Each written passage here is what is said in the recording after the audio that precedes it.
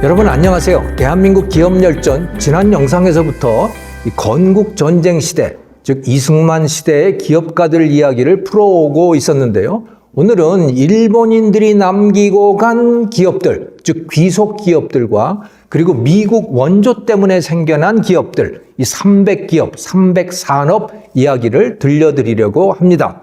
해방 직전 한반도에 존재하던 산업시설의 90% 이상이 일본인 소유였죠. 그런데 그 일본인들이 물러가고 점령군으로 들어온 미군과 소련군이 일본인 소유의 그 시설들을 다 접수를 했잖아요. 이것을 미군은 enemy properties, 즉 적산재산이라고 불렀습니다. 적이 소유하고 있던 재산인 거죠. 이 적산재산은 1948년 대한민국과 또 북쪽의 조선민주주의 인민공화국 정부가 성립하면서 각각 이 정부들의 소유로 이관이 됩니다. 공산주의를 택한 북한에서는 이 적산재산들이 계속 국유재산으로 남아서 경제계획의 수단으로 활용이 되는 거죠. 남한에서는 이 적산재산의 상당 부분이 민간에게 불화가 됩니다. 그 적산재산을 귀속재산이라고 나중에 부르게 됩니다. 이것은 1947년 미 군정이 먼저 매각을 시작을 했고요. 이승만 정권 1948년 건국이 되면서 이승만 정권에서도 귀속재산의 매각은 계속 이어졌습니다. 그런데 기대했던 것과는 달리 이 매각된 생산시설들의 대다수는 경제회복의 발판으로 작용하지 못했어요. 한국인 중에 이 기업이나 공장을 경영해 본 사람이 거의 없었기 때문인 거죠. 민간에 불화된 기업체, 공장의 숫자가 2,700여 개, 2,700개를 넘게 됐는데 대부분 다 망했어요. 대다수 시설들이 재가동되기보다는 그냥 고철로 뜯겨서 그냥 팔려나가거나 또는 토지는 나대지 상태로 다시 팔려나간 거죠. 그 시설들을 운영할 엔지니어가 없었기 때문입니다. 기업가가 또 없었기 때문인 거죠. 그 당시에 기업가 정신이라고 하는 것은 사실은 매우 희소한 자원이었습니다. 시설이 없어서가 아니고 기업가, 장사할 줄 아는 사람, 기업을 경영할 줄 아는 사람이 없었기 때문에 이렇게 실패를 했던 거예요. 귀속재산을 불화받아서 대기업으로 성공한 데는 한 50개 정도에 불과했던 겁니다. 2,700개 중에서 말입니다. 그중 몇 개를 소개하면 이렇습니다. SK, 이 설립자는 최종권이라고 하는 사람인데 식민지 말기에 선경직물의 견습생으로 들어갑니다. 선경직물은 이건 일본 기업인 거죠. 자, 근데 해방이 되고 이 회사의 시설이 약탈되기 시작했어요. 그러니까 이 일본인들이 물러가고 나니까 그걸 그 기계들 다 뜯어가고 시설 뜯어가고 이런 약탈이 비일비재했던 겁니다. 이것을 지켜야겠다라고 해서 최종권이 야경단을 조직을 해서 지켜냈던 거죠. 그런데 이 전쟁 기간 중에 성경직물의 시설들이 또 다 파괴되고 그랬지만 최종권은 이 전쟁이 끝나고 나서 이것이 2년이 돼서 이제 이것을 인수해서 민간 기업으로 출발을 시킵니다. 그래서 선경이라고 하는 게 출발하거든요. 선경은 일본 이름이었던 거예요.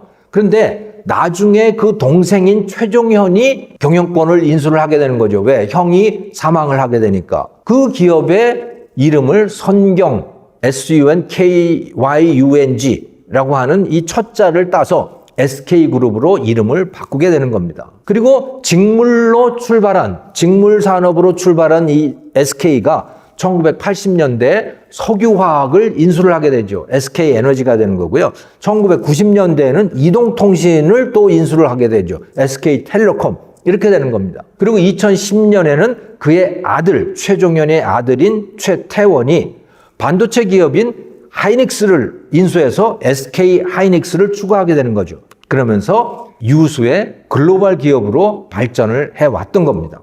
출발은 귀속기업에서 출발을 했습니다. 한화그룹도 그렇습니다. 이것도 이 적산재산인 조선화약공판이라고 하는 데서 출발을 하는 거죠. 설립자 김종희라고 하는 사람인데요. 이 사람이 1942년에 운 좋게 이 조선화약공판이라고 하는 데에 취업을 해서 들어가게 됐고요. 1944년에는 다이너마이트 생산 계장으로 진급을 하게 됩니다. 자, 그리고 해방이 되는 거죠. 그런데 6.25 전쟁 중에 이 부산에서 미군의 화약 관리 용역으로 이 사람이 돈을 벌게 됩니다. 그리고 1952년에 조선화약공판이라고 하는 것을 그 귀속기업을 인수를 해서 한국화약으로 이름을 바꾸게 되는 거죠. 그리고 후일 나중에 다이너마이트를 자체 생산하는 데 성공을 하면서 대기업으로 일어서게 됩니다. 김대중 정부 시절에는 대한생명을 인수를 하게 되죠. 그래서 금융업에 진출을 하고 2005년에는 삼성의 방위산업 또 화학 분야 계열사 4개를 인수해서 종합 방산기업으로 도약을 하게 됩니다.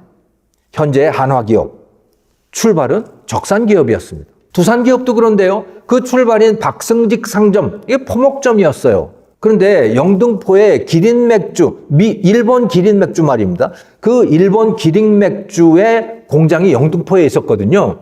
그런데 해방 직후에 박승직의 장남이었던 박두병이 적산재산, 귀속재산이 된 그 영등포 기린맥주 공장의 관리인을 맡게 됩니다. 박승직의 장남인 박두병인 말입니다. 그 인연으로 결국 영등포 맥주 공장의 소유권을 인수를 하게 되는 거죠. 그리고 그 기린맥주의 이름을 오비맥주로 이름을 바꿔 달게 됩니다. 그리고 계열사들을 이제 가지게 됐고 이름을 두산그룹으로 붙이게 된 거죠. 하지만 이 두산그룹은 1991년 낙동강 패널 유출 사건이 발생을 하게 되고요. 그래서 맥주 사업을 하기가 굉장히 어려워지게 된 거예요. 그래서 결국 1998년 그 오비맥주를 사모펀드에다가 매각을 하게 되죠. 그리고 그 매각 대금을 기반으로 해서 한국중공업을 인수를 하게 됩니다. 그리고 지금은 중공업 전문기업으로 변신해 있는 상태인 거죠. 그 출발은 원래 포목점이었지만 그것을 기반으로 해방 이후에 적산기업인 기린맥주 영등포 공장을 인수하면서 오늘날에 이루게 되는 것입니다. 한편 전선제조 전문기업, 이 대한전선이라고 하는 거예요. 여기도 적산재산인 조선전선에서 출발을 했습니다. 북한 출신인, 이북 출신 상인 설경동이라고 하는 사람이 전쟁 중에, 6.25 전쟁 중에 중석을 수출해서 큰 돈을 벌게 됐는데요. 그 돈을 기반으로 1953년에 적산재산이었던 방직공장을 인수를 하게 됩니다. 그리고 1957년에는 또 다른 적산재산이었던 조선전선을 인수해서 대한전선으로 다시 출발을 하게 되는 거죠. 우여곡절 끝에 지금은 여기도 이 대한전선도 사모펀드가 인수를 해서 경영하는 중입니다. 여기서 우리가 주목해야 될 부분은 이 기업들의 역사적 의미입니다. 이미 말씀드리기도 했지만은 사람들은 흔히 이들을 특혜로 떼돈을 번 자들이라고 비난을 합니다. 특혜가 있었던 것은 사실입니다. 공정한 제도 자체가 존재하지 않았던 시절이니까요. 그런데 더욱더 우리가 관심을 둬야 될 부분은 이들은 그나마 성공한 케이스라고 하는 겁니다. 이미 말씀드렸잖아요. 민간에 불화된 귀속기업의 숫자가 2,700개나 됐어요. 그런데 다 실패하고 망했습니다. 성공한 것이 50여 개에 불과했고 그나마 성공한 것은 고맙고 장한 일인 것이죠. 네. 해방 직후에 물질적 결핍이 굉장히 심했지만 그것보다 더욱더 결핍되어 있던 것, 우리에게 없었던 것은 물질적 결핍, 그것이 아니라 기업을 경영할 줄 아는 능력, 또 그런 의지, 이것은 더욱더 부족했던 것이죠. 미국의 원조물자 덕분에 생겨난 기업들도 빼놓을 수가 없겠네요. 이 건국전쟁 시대의 기업들 중에 말입니다.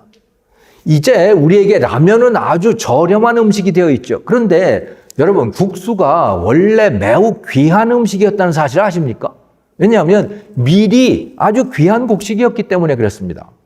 그래서 결혼식 같은데 결혼식 한다 그럼 뭐라고 얘기합니까? 국수 언제 먹여줄 거야? 이런 얘기 하잖아요. 왜 그랬느냐? 국수라고 하는 음식이 매우 귀한 음식이었던 것이죠. 그런데 그 밀가루 음식이 아주 싸구려 음식이 된 것은 1954년 미국이 본격적으로 밀가루 원조를 해주기 시작하면서부터입니다. 한국전쟁이 끝나자 미국에서는 밀, 면화, 사탕수수 같은 이런 농산물들, 이게 막대하게 생산이 됐는데 수요가 줄어들어 버린 거예요. 전쟁이 끝나면서. 그러면서 잉여 농산물이 쌓이기 시작했죠. 전쟁 때 늘어난 식량 수요가 대폭 줄어든 데다가 그 당시에 한창 녹색 혁명이 진행이 되고 있었거든요. 전 세계적으로. 그 종자 개량을 하다 보니까 이 농업 생산성이 굉장히 오르게 된 거예요. 그런데 전쟁이 끝나면서 수요는 줄어들게 되는 거죠. 왜 잉여 농산물이 남게 된 거 아닙니까? 그런데 미국 정부는 이 뉴딜 정책 때 1930년대에 뉴딜 정책 때에 만들어진 농업정책법이라고 하는 게 있었거든요. 이거에 따라서 농산물 잉여분을 매입해 주게 돼 있었어요. 그 돈이 엄청나게 들어가잖아요. 자, 그런데 이거를 창고에다가 사다가 쌓아 놓느니 차라리 그것보다는 그 잉여 농산물들을 가난한 나라에 원조해 주는 게 훨씬 낫겠다, 이런 결정을 내리게 된 겁니다. 그래서 우리나라에도 일본에도 뭐 그런 밀가루 이런 농산물들이 엄청나게 원조가 이루어졌던 것이죠. 미국으로부터. 면화, 설탕 원료 뭐 이런 것들이 그렇게 원조가 많이 됐던 거예요. 미국으로서는 이 처치 곤란한 잉여 농산물이지만 절대 빈곤 상태에 굶주리던 한국인들에게는 단비 같은 존재였던 거죠. 이 원조 물자들을 가공하고 배포하는 일, 이게 우리나라의 중요한 산업으로 부상을 하게 된 겁니다. 그리고 그 색깔들이 어떻습니까? 이 재료의 색깔들, 이게 다 하얗잖아요. 흰색이지 않습니까? 그래서 이것을 백하얀 산업, 그것도 세 개다. 그래서 삼백산업이라고 불렀습니다. 이 삼백산업에 속한 기업들은 1950년대 한국의 중요한 기업들로 부상을 하게 된 거죠. 가장 두드러진 기업은 1953년에 설립된 제일제당, 이병철이 설립한 바로 그 삼성의 제일제당인 겁니다. 한국 최초의 제당 기업. 설립 당시에 원조를 기대했던 건 아니에요. 왜냐하면 본격적 원조는 1954년에 시작했던 거거든요. 그런데 53년에 그거를 세웠어요. 근데 54년부터 그 원료인 원당이 원조 물자로 쏟아져 들어오면서 제일제당은 생산량을 크게 늘릴 수 있었던 거죠. 그 후에 대한제당, 삼양사 이런 제당 기업들이 뒤를 잇게 됩니다. 제분, 밀가루 산업에서는 대한제분이라든가 제일제당, 동화원 이런 중요한 기업들이 있었고요. 면방직 기업, 면화를 기반으로 한 그 기업으로는 경성방직, 금성방직, 전남방직, 조선방직 같은 기업들이 새로 생겨나거나 또는 과거부터 있던 기업들이 이제 붐을 일으키게 되는 거죠. 이런 것들을 삼백산업이라고 부르게 됩니다. 우리가 지금도 즐겨 먹는 그 라면, 이 라면도 그 밀가루를 잘 먹기 위해서 나온 음식입니다. 라면이 뭡니까? 기름에 튀긴 국수잖아요.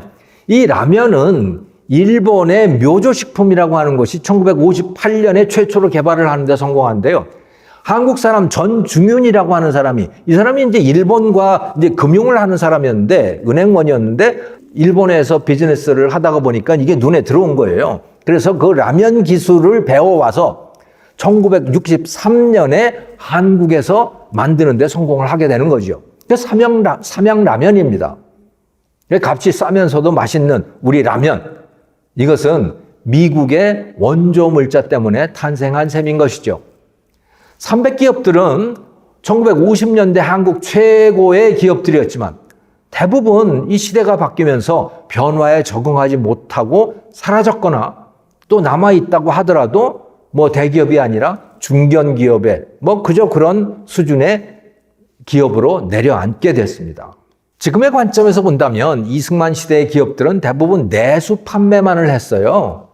일제 식민지기 조선인 기업들, 이 사람들은 그래도 일본과 만주, 중국에까지 수출을 하곤 했습니다. 왜? 일본의 시장이 거기까지 쫙 펼쳐져 있었으니까.